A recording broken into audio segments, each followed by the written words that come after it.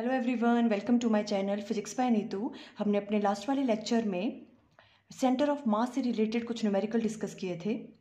आज हम डिस्कस करेंगे velocity of centre of mass. Centre of mass की हम वेलोसिटी कैसे फाइंड आउट कर सकते हैं। देखो, मान लो हमारे पास जैसे एक बॉडी ये है और एक बॉडी ये वाली है। क्लियर? इसका मास मान लो आप m1 है और इसका क्या है, m2 है। तो मान लो इन दोनों का जो सेंटर ऑफ मास है वो यहां कहीं लाई कर रहा है। ठीक है, इसका सेंटर ऑफ मास है।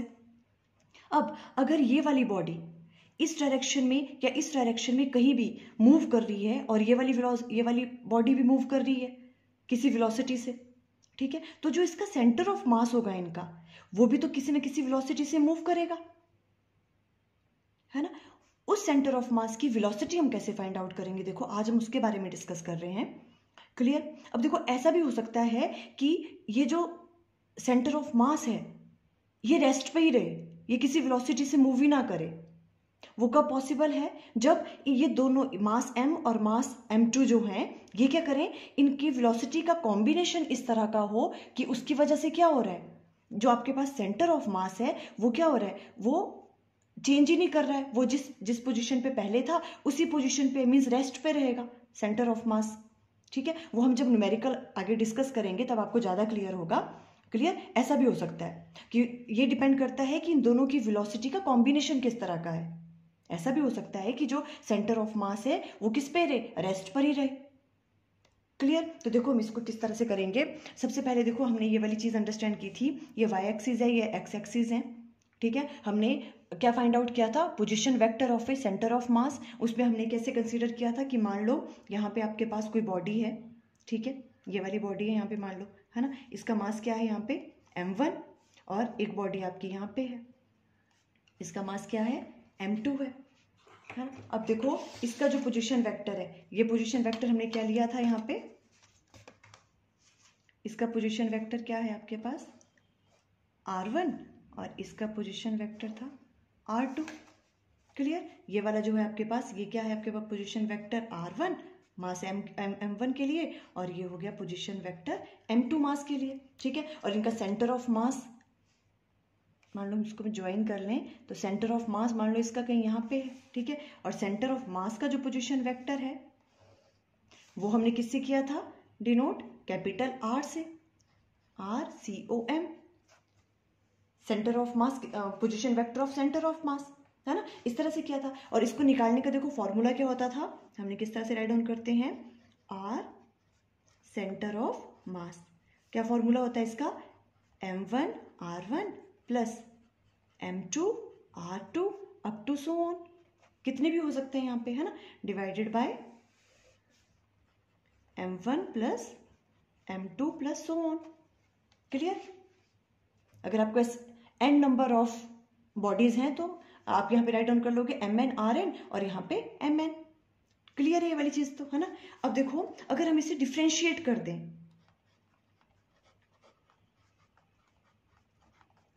डिफ्रेंशिएट बोथ साइड्स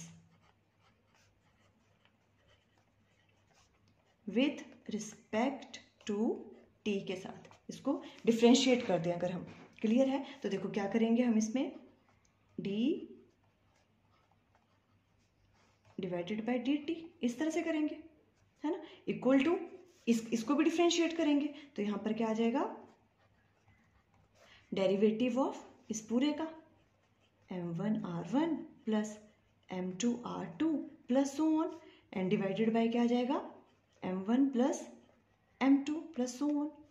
कोई प्रॉब्लम यहाँ पे, इजी है, डिफ्रेंशिएट कर दिया हमने उसको।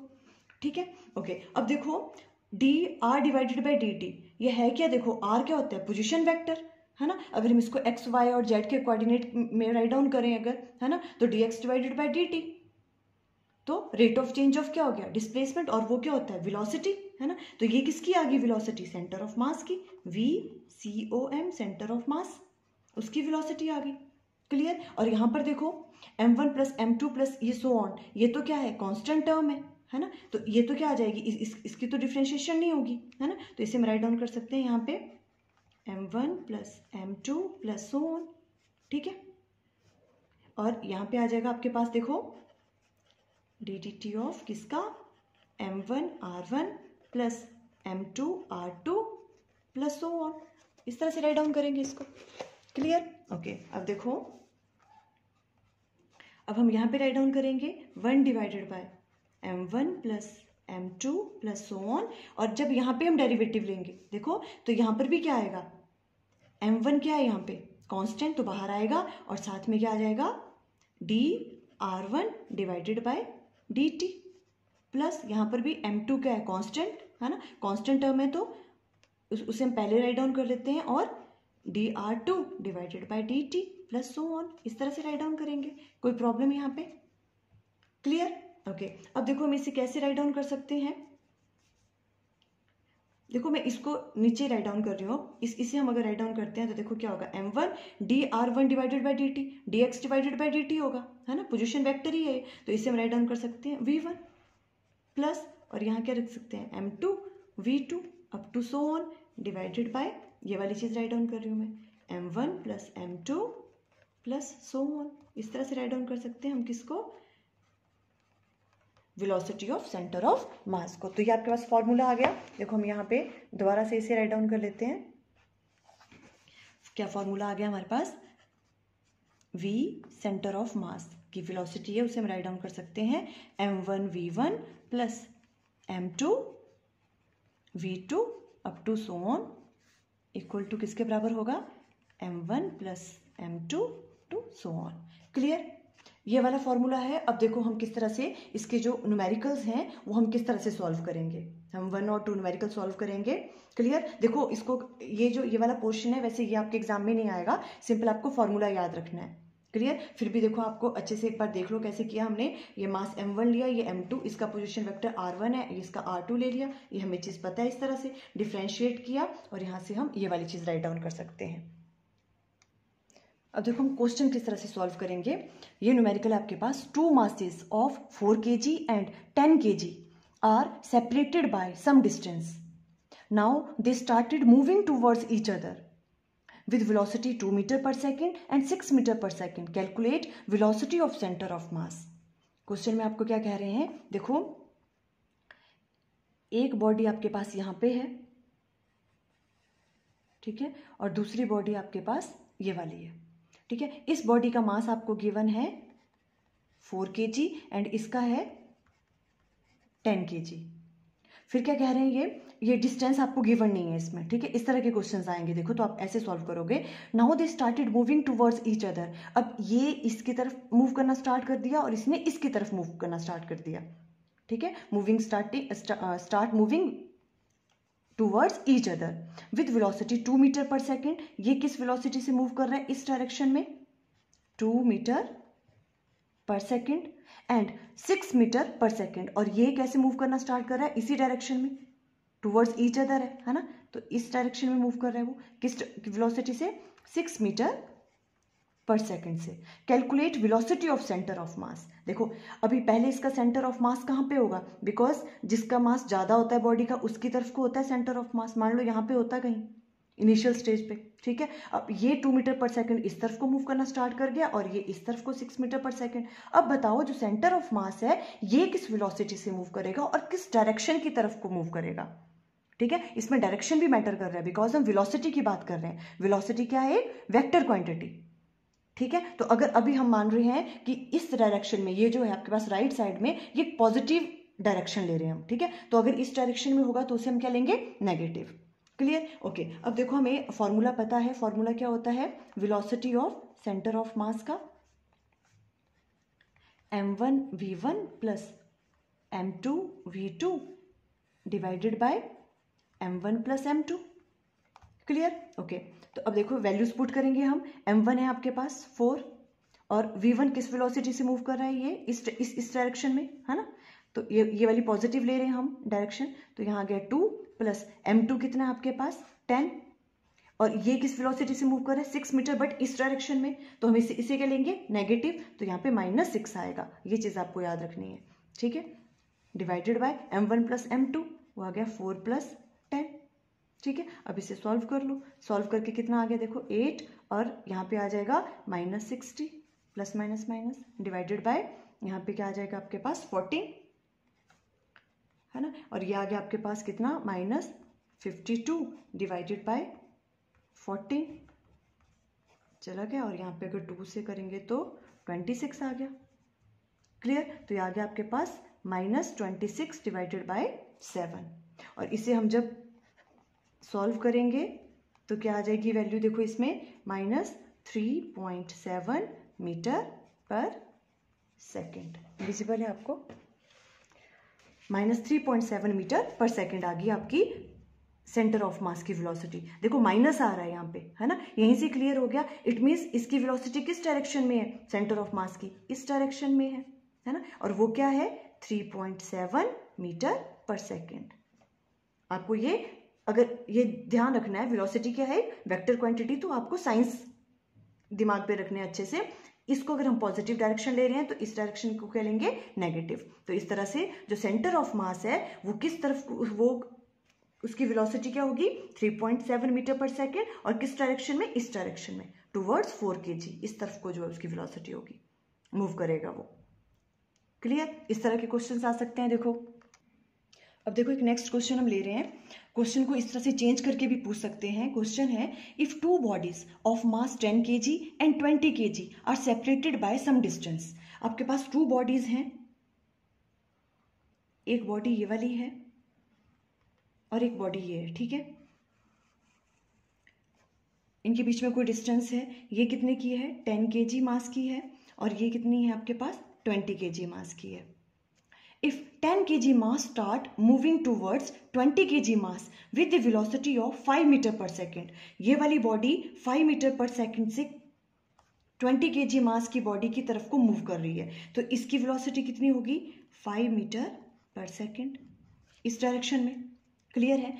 Find with what velocity should 20 kg mass move so that centre of mass remain at rest. अब देखो ये क्वेश्चन में क्या पूछ रहे हैं कि ये वाली जो बॉडी है ये किस डायरेक्शन में और कितनी वेलोसिटी से मूव करे कि जो सेंटर ऑफ मास है वो क्या रहे, रेस्ट पे ही रहे, वो चेंज ही ना हो। ठीक है, अभी देखो इस टाइम पे रेस्ट सेंटर ऑफ मास कहीं यहाँ पे होगा बिकॉज इसका मास ज्यादा है, ठीक है, यहाँ पे होगा कहीं सेंटर ऑफ मास। ये कह रहे हैं कि ये वाली जो बॉडी है देखो ये 5 मीटर पर सेकेंड इस डायरेक्शन में मूव कर रही है, ठीक है, इसकी वेलोसिटी 5 मीटर पर सेकेंड है। अब ये कह रहे हैं कि ये वाली जो बॉडी है आप इसकी वेलोसिटी फाइंड आउट करो और उसकी डायरेक्शन फाइंड आउट करो, उसकी वेलोसिटी क्या होगी जिसकी वजह से क्या है कि जो सेंटर ऑफ मास है इसका वो क्या हो, वो रेस्ट पे ही रहे, वो चेंज ना करे, वो उसकी वेलोसिटी कैसी हो, 0 रहे। ठीक है, तो देखो ऐसे वाले क्वेश्चन में हम किस तरह से करेंगे। देखो हमने कहा था कि ऐसा भी हो सकता है कि जो आपके पास सेंटर ऑफ मास है वो किस पे रहे, रेस्ट पे ही रहे। वो डिपेंड करता है इन दोनों की वेलोसिटी का कॉम्बिनेशन कैसा बन रहा है। ठीक है, अब देखो ऐसे वाले क्वेश्चंस में हम क्या करेंगे, सबसे पहले हमें पता है फॉर्मूला फाइंड आउट करने का, velocity of centre of mass का क्या होता है m1 v1 plus m2 v2 divided by m1 plus m2। ठीक है, ये वाली चीज है। अब देखो अब हमने क्या करना है, अब देखो ये कह रहे हैं जो सेंटर ऑफ मास है वो किस पे रहे, रेस्ट पे रहे। अगर सेंटर ऑफ मास रेस्ट पे है इसका मतलब क्या है कि सेंटर ऑफ मास की वेलोसिटी कितनी है, 0 है। क्लियर हो रही है आपको बात? ये क्या कह रहे हैं देखो, find with what velocity should 20 kg mass move so that centre of mass remain at rest. Centre of mass किस पे रहना चाहिए, रेस्ट पे ही रहना चाहिए। It mean centre of mass की वेलोसिटी कैसी होगी, 0। तो आप इसमें ये वाली चीज पुट कर लो, है ना, VCOM ये क्या हो जाएगा 0। आपको समझ आ रहा है क्यों हमने 0 इसको राइट डाउन किया, बिकॉज सेंटर ऑफ मास किस पे है, रेस्ट पे है। इसका मतलब रेस्ट पे होने का मतलब क्या है, उसकी वेलोसिटी कितनी है, 0 है। तो ये है velocity of centre of mass, इसकी वैल्यू आ गई 0। और यहाँ पर ये वाला फॉर्मूला रहेगा m1 v1 plus m2 v2 divided by क्या आएगा m1 प्लस m2। और यहाँ से हम राइट डाउन कर सकते हैं, अब देखो m1 v1 plus m2 v2 equal to, ये इधर चला जाएगा तो क्या हो जाएगा 0, है ना। इस तरह से हम राइट डाउन कर सकते हैं इसको।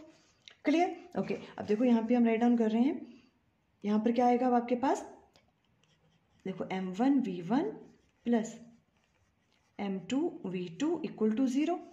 वैल्यूज पुट करो, m1 की वैल्यू कितनी है 10 और वेलोसिटी कितने से मूव कर रहा है वो 5 metre per second, plus m2 की क्या है 20 और इसकी वेलोसिटी हमें फाइंड आउट करनी है ना, इसकी वेलोसिटी तो हमें फाइंड आउट करनी है, इक्वल टू 0। यहाँ पर क्या आ जाएगा देखो 50 प्लस 20v2 इक्वल टू किसके बराबर आ गया 0। और यहाँ पर ही हम अगर फाइंड आउट करें देखो तो ये आ गया 20v2 इक्वल टू किसके बराबर आ जाएगा ये -50। क्लियर। और यहाँ पे v2 की वैल्यू आ जाएगी -50 डिवाइडेड बाय 20। इसको सॉल्व करेंगे तो क्या आएगा -2.5 मीटर पर सेकेंड। तो आपके पास v2 किसके बराबर आ गया -2.5 मीटर पर सेकेंड। यही चीज हमें फाइंड आउट करनी थी, है ना। तो अगर सेंटर ऑफ मास को रेस्ट पे रहना है, अगर वो रेस्ट पे रहे तो इसको किस वेलोसिटी से मूव करना पड़ेगा 2.5 मीटर पर सेकेंड की वेलोसिटी से इसको मूव करना पड़ेगा, बट किस डायरेक्शन में, इस डायरेक्शन में। ठीक है, अगर ये वाली 20 kg वाला जो मास है, अगर वो वाली बॉडी इस डायरेक्शन में 2.5 मीटर पर सेकेंड से मूव करे तो जो सेंटर ऑफ मास है वो कैसा रहेगा, वो रेस्ट पे ही रहेगा। इस तरह के क्वेश्चंस भी आ सकते हैं आपको, तो आप इस तरह से सॉल्व करोगे। क्लियर। Okay, thank you.